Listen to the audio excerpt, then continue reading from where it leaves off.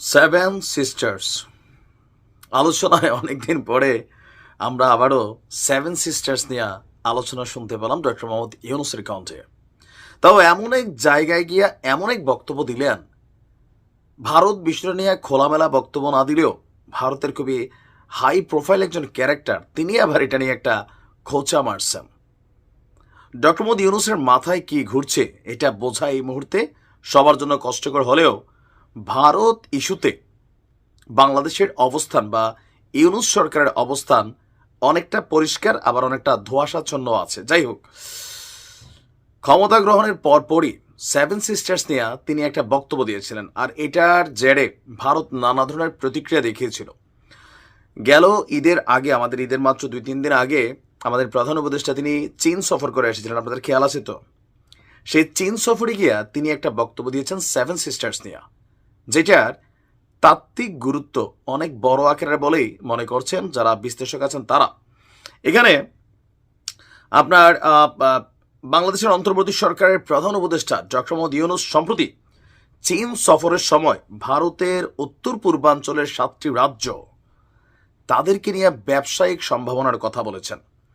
তিনি বলছেন যে ভারতের পূর্বাঞ্চলে অবস্থিত সেভেন সিস্টার্স নামে পরিচিত 7টি রাজ্য সম্পূর্ণরূপে ল্যান্ডলকড, অর্থাৎ স্থল বেষ্টিত।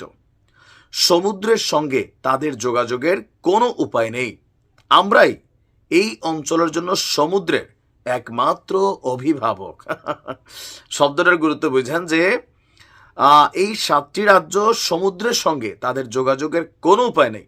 বাংলাদেশই এই 7টা রাজ্যের জন্য সমুদ্রের একমাত্র অভিভাবক। এই কথা উনি বলার পরে এ নিয়ে ভারতের নীতি নির্ধারক এবং রাজনীতিবিদদের মধ্যে তোলপাড় শুরু হয়েছে। ওনার এই বক্তব্যকে ভারতের রাজনীতিবিদরা হুমকি হিসাবেই মনে করছে বা ওয়ার্নিং হিসাবে মনে করছে। যদিও এই বিষয়টা নিয়ে আনুষ্ঠানিকভাবে দিল্লি কোনো রকম প্রতিক্রিয়া দেখায়নি, তবে নরেন্দ্র মোদীর অর্থনৈতিক উপদেষ্টা পরিষদের সদস্য সঞ্জীব সান্যাল তিনি আপনার সামাজিক যোগাযোগ মাধ্যম এক্সে তিনি লিখেছেন যে ভারতের 7টি রাজ্য স্থলবেষ্টিত হওয়ার তাৎপর্য আসলে কি, আসলে বোঝা নাই, বুঝবা, আস্তে আস্তে বুঝবা। অপরদিকে বাংলাদেশে নিযুক্ত ভারতের সাবেক হাই কমিশনার বীণা সিকরি তিনি প্রধান উপদেষ্টার এই মন্তব্যকে অবাক করা বলে অভিহিত করেছেন এবং জোর দিয়ে বলেছেন উত্তর পূর্বাঞ্চল ভারতের অবিচ্ছেদ্য অংশ। ভারতীয় সংবাদ সংস্থা এএনআইকে তিনি বলছেন প্রধান উপদেষ্টা ডক্টর মোহাম্মদ ইউনূসের এমন বক্তব্য ভারতের জন্য হতাশাজনক। এই ধরনের মন্তব্য করার কোনো অধিকার তার নেই। ডক্টর ইউনূস জানেন যে উত্তর পূর্ব ভারত অবিচ্ছেদ্যভাবে ভারতের অংশ এবং উত্তর পূর্ব ভারতের বঙ্গোপসাগরে প্রবেশের বিষয়ে বাংলাদেশ সরকারের সাথে আমাদের ঘনিষ্ঠভাবে আলোচনা হয়েছে, একটা চুক্তিও রয়েছে। এগুলা আওয়ামী লীগের আমলের চুক্তি, এই সরকারের সময় এসে অনেক কিছুই মুক্তবরে পড়েছে।